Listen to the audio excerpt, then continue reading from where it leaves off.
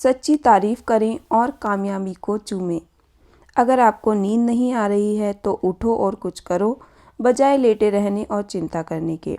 नींद की कमी नहीं, चिंता आपको नुकसान पहुंचाती है। अमेरिकी लेखक सिगमंड फ्रायड ने कहा था, किसी भी कार्य को करने के पीछे आदमी की दो मूल इच्छाएं होती हैं, महान बनने की अभिलाषा और सेक्स की आकांक्षा। इसी बात को कुछ अलग ढंग से अमेरिका के महान दार्शनिक जॉन डायून ने इस तरह कहा था, मानव प्रकृति में महानतम आकांक्षा महान बनने की आकांक्षा होती है। इस पूरे संसार में सिर्फ एक तरीका अपनाकर ही हम किसी से कोई काम करवा सकते हैं। सोचिए क्या है वह तरीका। यह आसान सा तरीका है, उस खास आदमी में उस खास काम को करने की इच्छा जागृत करना। यह बात दिमाग में रख लें कि इसके अलावा दूसरा कोई तरीका नहीं है दूसरों से काम करवाने का। हाँ, यह अलग बात है कि आप किसी के सीने पर बंदूक तान कर बैठ जाएं और उससे अपनी घड़ी आदि निकालने के लिए कहने लगें, या फिर अपने से नीचे के कर्मचारी को नौकरी से निकालने की धमकी देकर उसे कोई काम करने के लिए विवश कर सकते हैं। एक बच्चे से भी आप कोई काम जबरन नहीं करवा सकते। हाँ, अगर आप उसे बुरी तरह पीट लें या फिर किसी अन्य तरह से भयादोहन करें तो वह कोई काम जरूर कर सकता है, लेकिन इन हिंसक तरीकों के परिणाम दुखद ही होते हैं। इस तरह सिर्फ एक तरीके से मैं आपसे कोई चीज़ हासिल कर सकता हूँ, और वह तरीका है आपको वह चीज़ देना जिस चीज़ के आप इच्छुक हैं। आखिर आप किस चीज़ के इच्छुक हैं? मैं आपसे फिर पूछता हूँ, आप क्या चाहते हैं? वैसे तो हम बीसियों चीज़ें चाहते हैं, लेकिन बहुत कम चीज़ें ऐसी होती हैं जिन्हें हम इतनी आतुरता से चाहते हैं कि उनके बिना हमारा जीवन जीना ही असंभव हो जाता है। अधिकतर लोग निम्नलिखित चीज़ों के इच्छुक होते हैं: अच्छा भोजन, भरपूर नींद, बालकों का बेहतर मुस्तकबिल और उनके जीवन का कल्याण, महत्व की दृढ़ इच्छा, अच्छा स्वास्थ्य तथा जीवन का पूरा संरक्षण, परलोक का सुधार, सेक्स की आत्म संतुष्टि, इतना पैसा कि हम अपनी इच्छाएं पूरी कर सकें। ऊपर लिखी लगभग सारी आकांक्षाएं तो पूरी हो जाती हैं, सिर्फ एक को छोड़कर। वह आकांक्षा अन्य आकांक्षाओं से भी ज़्यादा दृढ़ होती है और वह आकांक्षा बढ़ती ही रहती है, कभी संतुष्ट नहीं होती। वह आकांक्षा है महत्व की दृढ़ इच्छा।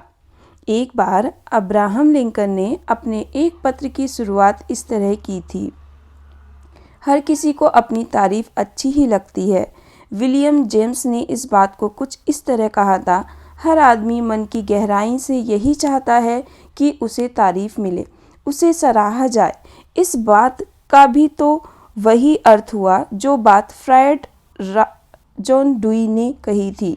अन्य सारी दबी इच्छाएं तो शांत हो जाती हैं, सिर्फ यही एक मानवीय भूख है जो स्थायी है, और वह दुर्लभ आदमी जो लोगों की इस तारीफ की भूख को संतुष्ट करने में सफल हो जाता है, लोग पूर्ण रूप से उसकी मुट्ठी में बंद हो जाते हैं।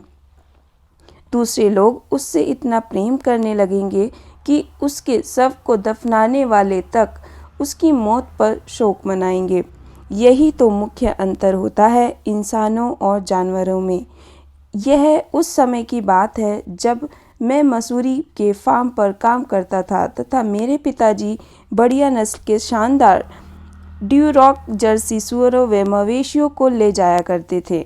हमें अनेक बार प्रथम पुरस्कार मिल चुके थे। मेरे पिताजी ने गर्व से सफ़ेद मलमल के कपड़े पर नीले रिबन लगा दिए थे तथा जब भी कोई हमारे घर में आता था तो मेरे पिताजी बड़े गर्व से उस मलमल के टुकड़े को उसे दिखाते थे।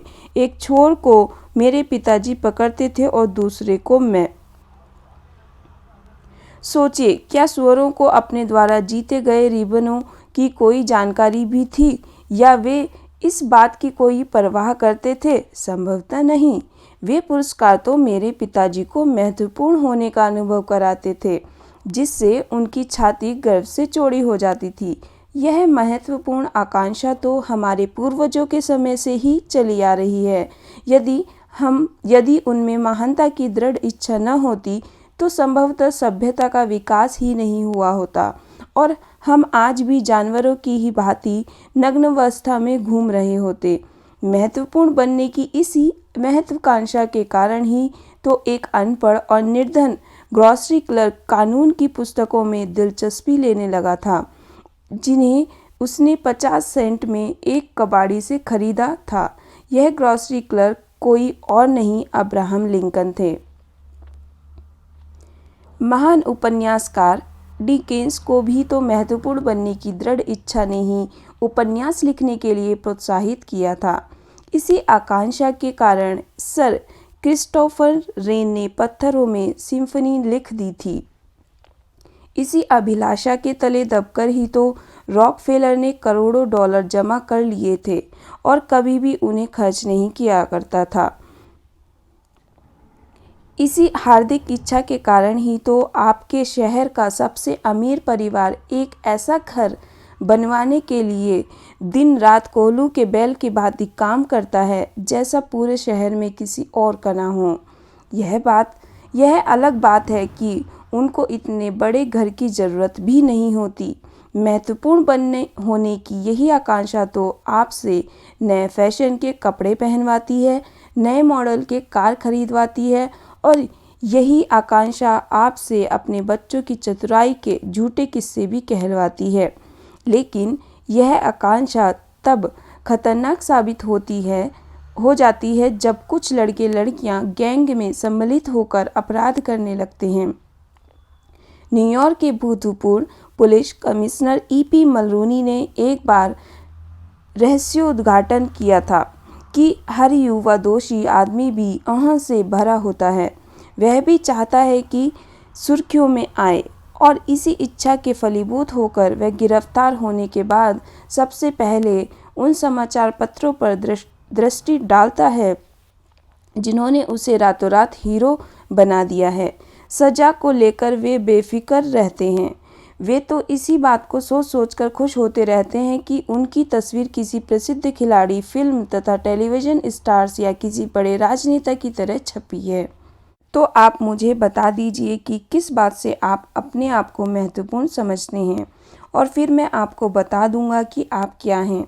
इसी बात से तो आपके चरित्र का निर्धारण होता है। यही तो सबसे महत्वपूर्ण बात है। आप जॉन डी रॉकफेलर का एक उदाहरण ले सकते हैं। डी जॉन को चिक पिकिंग शहर में एक हॉस्पिटल का निर्माण करवाने के लिए करोड़ों डॉलर का दान देने में ही महत्वपूर्ण होने की अनुभूति होती थी। ऐसे बीसियों निर्धन लोगों के भले के लिए, जिन्हें उन्हें कभी पहले देखा भी नहीं था। दूसरी ओर डिलिंजर नामक लुटेरे को बैंक की डकैती डालने तथा हत्यारा बनने में ही महानता की अनुभूति होती थी। एक बार जब FBI के एजेंट ने उसे खोज लिया तो उसने बड़े गर्व से कहा, हाँ, मैं ही डिलिंजर हूँ। वह तो खुद देश का सबसे कुख्यात दोषी आदमी होने पर ही गर्व का अनुभव करता था। उसने इसलिए तो कहा था, मैं ही डिलिंजर हूँ, हाँ, इस समय मैं तुम्हें कोई नुकसान नहीं पहुँचाऊँगा।